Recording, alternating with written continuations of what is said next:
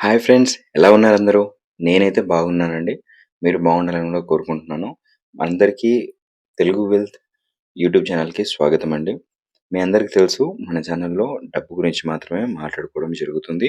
మీరు గనక ఒకవేళ మన ఛానల్‌కి మొదటిసారిగా విజిట్ అయితున్న వాళ్ళుంటే, ఈ ఛానల్‌ని ఇప్పుడే సబ్స్క్రైబ్ చేసుకొని, పక్కనే ఉన్న బెల్ ఐకాన్‌ని క్లిక్ చేయండి. ఫ్రెండ్స్, మీకు ఇదివరకే చెప్పాను కదా నేను, మీకు ఎస్‌బీఐలో హోమ్ లోన్ తీసుకోవాలంటే one by one, step by step process అనేది నేను తెలియజేయబోతున్నాను ఈ వీడియోలో. మీరు ఇంకే వీడియో చూడాల్సిన అవసరం కూడా లేదు ఫ్రెండ్స్. ఖచ్చితంగా చెప్తున్నాను నేను.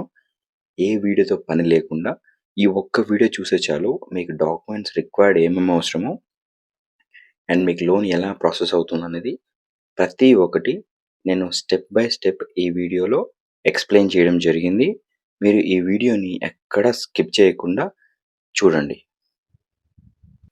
ముందుగా మనం ఎస్‌బీఐ హోమ్ లోన్స్‌లో చాలా రకాలున్నాయండి. 25 పైగా 25కు పైగా రకాలున్నాయి. అవన్నీ మనకు అవసరం లేదు యాక్చువల్‌గా. ఎందుకంటే, మన నిత్య జీవితంలో ఎక్కువగా చూసేవి. మనం సొంతంగా ఇల్లు కట్టుకోవాలంటే కన్‌స్ట్రక్షన్ లోను, ఒకవేళ ఇల్లు కొనుక్కోవాలనుకుంటే అది పర్చేజ్ లోను, ఒకవేళ విదేశాల్లో మన వాళ్ళెవరైనా ఉంటే ఎన్ఆర్ఐ హోమ్ లోను, ఒకవేళ హౌస్‌ని మార్ట్‌గేజ్ చేసుకోవాలనుకుంటే మార్ట్‌గేజ్ లోను మన ఎస్‌బీఐ వాళ్ళు ఆఫర్ చేయడం జరుగుతుంది. ఇది డైలీ లైఫ్‌లో ఎక్కువగా చూసే కేసెస్ అండి. అండ్ దీనికి ఎవరెవరు ఎలిజిబుల్ హోమ్ లోన్ తీసుకోవడానికి ఎస్‌బీఐలో అంటే 18 సంవత్సరాల నుంచి 70 సంవత్సరాల వరకు ఎవ్వరైనా ఎలిజిబుల్ అండి. ఒకవేళ లోన్ అప్లై చేసినాక ప్రాసెస్ ఏముంటదంటే ప్రీ శాంక్షన్ ఉంటుంది. శాంక్షన్ లెటర్ ఒకటిస్తారు. Post sanction. ప్రీ శాంక్షన్‌లో ఏమో మనం ఇల్లు ఎక్కడ కడుతున్నాం? ఎలా కడుతున్నాం? ప్లాన్ ఏంటి? అవన్నీ వచ్చి చూసి ఇన్స్‌పెక్షన్ చేసుకొని ఫోటోస్ దిగి వెళ్తారు. దెన్ ఆఫ్టర్ మనకు అమౌంట్ అనేది శాంక్షన్ కావడానికి ఒక శాంక్షన్ లెటర్ ఇస్తారు. ఆ శాంక్షన్ లెటర్‌లో మనకు ఉంటది ప్రతి ఒక్కటి. రేట్ ఆఫ్ ఇంట్రెస్ట్ ఎంత అండ్ మనం ఎన్ ఎన్ ఈఎంఐ ఎంత, ఎలా కట్టుకోవాలనేది మొత్తం ఉంటది. అండ్ పోస్ట్ శాంక్షన్ ఏంటంటే డబ్బు డిస్బర్స్‌మెంట్ అయిన తర్వాతకి ఒకసారి వచ్చి ఫోటో దిగులుతారు. కన్‌స్ట్రక్షన్ ఏ విధంగా జరుగుతుంది? జరుగుతుందా లేదా? అసలు వీళ్ళు తీసుకున్న పర్పస్ ఏదైతుందో లోన్ అమౌంటు దాన్ని కరెక్ట్‌గా యుటిలైజ్ చేస్తున్నారా లేదా? అనేది కూడా ఈ ప్రాసెస్‌లో చెక్ చేయడం జరుగుతుంది. అండ్ ప్రాసెస్ ఆఫ్ రీపేమెంట్ అంటే డబ్బును తిరిగి ఎలా చెల్లించాలనేది ఉంది కదా! అది ఈఎంఐస్‌లో ఉంటుంది. ఈఎంఐస్‌లో ఉంటుందండి. అండ్ ప్రీ క్లోజర్ ఈఎంఐస్ ఏమో మనం మంత్లీ ఈజీ పేమెంట్ చేసుకోవడానికి అనుగుణంగా ఉండే విధంగా మనం ఈఎంఐస్ పెట్టుకోవచ్చు. అండ్ ప్రీ క్లోజర్ వచ్చేసి మన ఎస్‌బీఐలో ప్రీ క్లోజర్ చేసుకున్నా కూడా ఎటువంటి చార్జెస్ అనేవి ఉండవండి. నన్నడిగితే నేను ప్రీ క్లోజర్ చేసుకోకూడదని చెప్తానండి. ఎందుకు అంటే ఆహ్, చేసుకోకూడదు. ఖచ్చితంగా చెప్తున్నాను. ఒక 90%, 99% వరకు ప్రీ క్లోజర్ చేసుకోకూడదు. దానికి బదులు ఆ అమౌంట్‌ని వేరే దగ్గర ఇన్వెస్ట్‌మెంట్ చేస్తే మీకు హైలీ రిటర్న్స్ అనేవి రావడానికి ఎక్కువ చాన్సెస్ ఉన్నాయండి. ఎక్కువ అంటే ఎక్కువ చాన్సెస్ ఉన్నాయి. అది కూడా మీకు చెప్తాను. ఫర్దర్ అప్‌కమింగ్ వీడియోస్‌లో నేను వన్ బై వన్ కూడా ఎక్స్‌ప్లెయిన్ చేస్తాను. ఇది అండి ప్రాసెస్ ఆఫ్ రీపేమెంటు. అండ్ మనం హోమ్ లోన్ తీసుకోవాలంటే రిక్వైర్డ్ డాక్యుమెంట్స్ ఏమేమి అవసరం అనేది చూసుకుంటే 2 పాస్‌పోర్ట్ సైజ్ ఫోటోస్ అండి. ఒకవేళ మీరు అప్లికెంట్ ఉండి, మీ భార్య కో అప్లికెంట్ ఉంటే, లేదా మీ నాన్నగారు కో అప్లికెంట్ ఉంటే, లేదా మీ నాన్న అప్లికెంట్ ఉండి, మీరు కో అప్లికెంట్ ఉంటే. అప్లికెంట్ అంటే ఎవరైతే హోమ్ లోన్ అప్లై చేస్తున్నారో వాళ్ళని అప్లికెంట్ అంటారు. కో అప్లికెంట్ అంటే ఎవరైతే సెక్యూర్‌గా వాళ్ళ వన్ ఆఫ్ ఫ్యామిలీ మెంబర్స్‌ని కో అప్లికెంట్‌గా తీసుకోవడం జరుగుతుంది. ఇన్‌కమ్ అనేది పెంచి మీకు లోన్ అనేది ఎక్కువగా రావడానికి ఛాన్సెస్ అనేవి ఉంటాయి దీనివల్ల. అండ్ అప్లికెంట్‌ది, కో అప్లికెంట్‌ది ఆధార్ అండ్ పాన్ కార్డ్ కూడా అవసరం పడుతుంది. 1 year account of business or business account statement అండి. ఇప్పుడు మీకు సాలరీ పర్సన్ అయ్యారనుకోండి. మీకు జీతం పడుతుంది నెల నెల మీ కంపెనీ నుంచి లేదా మీ ఆఫీస్ నుంచి. అప్పుడు ఒక 1 ఇయర్ ఇది అకౌంట్ స్టేట్‌మెంట్ అనేది బ్యాంక్ వాళ్ళు తీసుకోవడం జరుగుతుంది. లేదా మీ ఓన్‌గా మీరు బిజినెస్ ఓనర్ అయ్యున్నారు. మీ బిజినెస్ ఎలా రన్ అవుతుంది? ట్రాన్సాక్షన్ ఎంతుంది? అది చెక్ జేసుకోవడానికి ఒక 1 ఇయర్ స్టేట్‌మెంట్ అనేది బ్యాంక్ వాళ్ళు తీసుకోవడం జరుగుతుంది. ఒకవేళ మీరు జాబ్ చేస్తున్నట్లయితే సాలరీ పే స్లిప్స్ లేదా form 16 and B R 3 years of IT returns and business proof. ఒకవేళ మీరు ఎంప్లాయీ ఉంటే మీకు సాలరీ స్లిప్స్‌ని అండ్ ఫార్మ్ 16 అండ్ ఏబీ రెండిటిని తీసుకోవడం జరుగుతుంది. లేదా మీరు బిజినెస్ ఓనర్ అయ్యుంటే 3 సంవత్సరాల ఐటీ రిటర్న్స్ అండ్ బిజినెస్ ప్రూఫ్‌ని తీసుకోవడం జరుగుతుంది. 3 ఇయర్స్ ఐటీ రిటర్న్స్ అంటే 3 ఒకేసారి పేమెంట్ చేయకూడదండి యాక్చువల్‌గా అయితే. అలా చేస్తే మీకు లోన్ అనేది శాంక్షన్ అవ్వదు.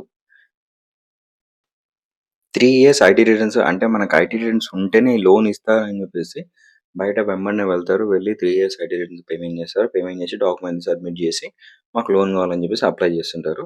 కానీ ఆ విధంగా చేయడం వల్ల మీకు లోన్ అనేది రాదు. 90% కాదు 99% ఖచ్చితంగా రాదు. మీరు లీగల్‌గా ప్రాబ్లమ్స్ ఫేస్ చేయాల్సి ఉంటది ఫర్దర్‌గా. అలా చేసుకోకుండా మీరు ఫ్యూచర్ ప్లాన్ కోసం ఇప్పటి నుంచే ప్లాన్ చేసుకోండి. ఇయర్లీ మీరు ఐటీ రిటర్న్స్ అనేది పేమెంట్ చేసుకుంటే సరిపోతది. బేస్డ్ అపాన్ దాని ఆధారం చేసుకొని మీకు లోన్ అనేది శాంక్షన్ చేయడం జరుగుతుంది. అండ్ ఇంకొకటి sale deed or purchase of sale for purchase loans. ఇప్పుడు సేల్ డీడ్ ఏమో ఇప్పుడు ఒకరి నుంచి మీరు కొనుక్కున్నప్పుడు ఇచ్చేస్తారు. పర్చేజ్ కాపీ అంటే బిల్డర్ ఉంటారు. బిల్డర్ ఏం చేస్తుంటారంటే వాళ్ళు కట్టడం, అమ్మేయడం చేస్తుంటారు కాబట్టి వాళ్ళ దగ్గర పర్చేజ్ కాపీ తీసుకోవాల్సి ఉంటది మనం. అంటే ఆ ఇల్లుని కొనడానికి ఎంత అవుతుంది, ఏంటి అని చెప్పేసి వాళ్ళు ఇస్తారు అది. పర్చేజ్ పర్చేజ్ కాపీ తీసుకుంటే మీకు లోన్‌కి పెట్టుకోవడానికి ఉంటది. దాని వాల్యూని బట్టి. And latest EC along with property tax. ఒకవేళ మీరు ఆల్రెడీ ఎగ్జిస్టింగ్ ఇల్లుని కడుతున్నారనుకోండి. ఐ మీన్ ఆల్రెడీ ఉన్న ఇల్లునే కొంటున్నారనుకోండి. దానికి టాక్స్ రిసీట్స్ ఉంటాయి కాబట్టి దాన్ని తీసుకోవచ్చు. అండ్ లేటెస్ట్ ఈసీ తీసుకుంటే ఏమైద్దంటే ఇదివరకు ఆ ప్రాపర్టీ మీద ఏమైనా లోన్స్ ఉన్నాయా? లేదా? అనేది అక్కడ క్లియర్ కట్‌గా ఉంటుంది. అండ్ 20-30 ఇయర్స్ లింక్డ్ డాక్యుమెంట్స్ అండి. 30 ఇయర్స్ లింక్డ్ డాక్యుమెంట్స్ అంటే ఏం లేదండి. ఒక ప్రాపర్టీ ఉంది ఇప్పుడు. ఒక ఇల్లే కావచ్చు, ఒక ఓపెన్ ఫ్లాటే కావచ్చు. ఒక ఇల్లు లేదా ఒక ఓపెన్ ఫ్లాట్ ఒక వ్యక్తి నుంచి ఇంకొక వ్యక్తి పేరు మీదకి మారినప్పుడు దాని డ్యూరేషన్ ఉంది గదండీ ఇప్పుడు. ఇప్పుడు ఉదాహరణకు మీ నాన్న నుంచి మీ తాత నుంచి మీ నాన్నకొచ్చిన ఆస్తి ఉండొచ్చు. మీ నాన్నకెప్పుడో 90లో ఉండొచ్చు. 1990లో ప్రాపర్టీ అనేది ఉంది. అది ఇప్పుడు మీ మనుమని పేరు మీదకి లేదా మీరు ఆర్థిక పరిస్థితి బాలేక వేరే వాళ్ళ పేరు మీదకి మార్పిచ్చారు. 1990 నుంచి ఇప్పుడు రీసెంట్ 2024 వరకు అనుకోండి. అంటే మనం అక్కడ 10 ఇయర్స్ ఇక్కడ చూస్తే 20 ఇయర్స్. 34 ఇయర్స్. అంటే ఈ డ్యూరేషన్ ఉంది గదా!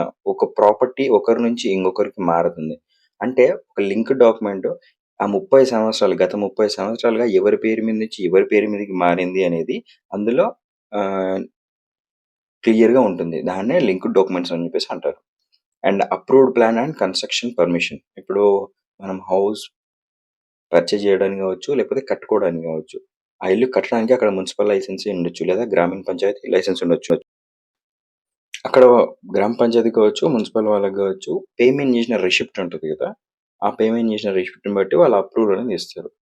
అప్రూవల్ ఇచ్చాక మనము ఫర్దర్‌గా లోన్‌కి అప్లై చేసుకోవచ్చు. అండ్ కన్‌స్ట్రక్షన్ పర్మిషన్ కూడా తీసుకోవాల్సి ఉంటది. ఇప్పుడు మేము ఇల్లు ఈ విధంగా కడుతున్నాము అని చెప్పేసి హౌస్ ప్లాన్‌ది ఒక అప్రూవల్ ఉండాలి. అండ్ అక్కడ ఇల్లు కట్టుకోవడానికి లేకపోతే బిల్డింగ్ కట్టుకోవడానికి పర్మిషన్ గూడా ఉండాలి. ఈ 2 అనేవి ఉండాల్సొస్తది. ఈ పైన 7 చెప్పాను గదా! 7 డాక్యుమెంట్‌లు బేసిక్ నీడ్ అండి. ఖచ్చితంగా మీరు హోమ్ లోన్ అప్లై చెయ్యాలి అని అనుకున్నారనుకోండి, కళ్ళు మూసుకొని ఈ 7 చూసుకోండి. ఈ 7 చూసుకుంటే దాని ప్రాసెస్ అనేది చాలా తొందర అయిపోతది. బయట ఉన్న టాక్ ఏంటంటే, ఇప్పుడు లోన్ తీసుకోవడానికి కొంచెం టైం ఎక్కువ పడతది. ఇక్కడని కాదు ఎక్కడైనా టైం పడతదండి.